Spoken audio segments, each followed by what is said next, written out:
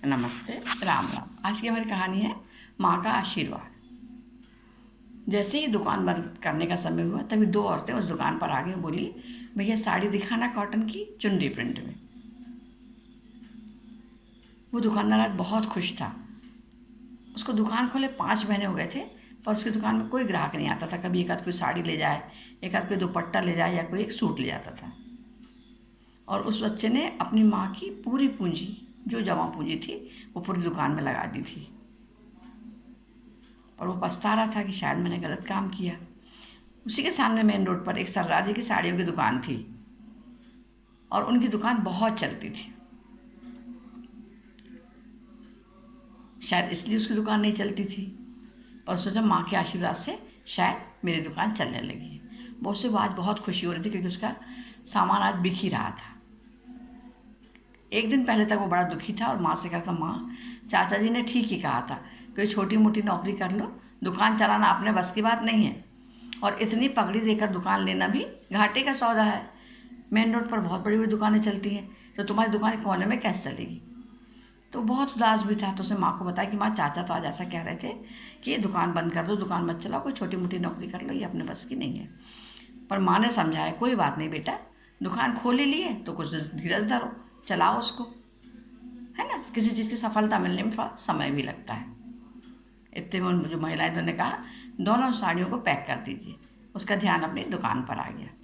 पर वो बताते तो बोले, सरदार जी ने ठीक ही कहा था। आपस में बात करने लगी कि कॉटन की साड़ियाँ भी यहाँ अच्छी मिल जाएंगी और उचित दाम पर। तो उस दुकानदार ने पूछा, कौन सरदार जी। बोले, अरे वही अपने बूटा जी की साड़ी वाले, जिनके पास चुनरी प्रिंट की साड़ी उनके पास नहीं थी, इसलिए उन्होंने मुझे वहाँ भेजा। तो मुझे बड़ा आश्चर्य हुआ उस दुकानदार को कि क्या बात है, उनने यहाँ क्यों भेजा, उनके पास तो बहुत सारा माल है। तो जब वो दुकान बंद की रात को, उसने तो गया उनके पास और बोला, सरदार जी आपने ग्राहकों को मेरी दुकान पर क्यों भेजा। तो उनसे कहा, कुछ नहीं, बस उन्हें चाहिए था जो मेरी दुकान पर नहीं था।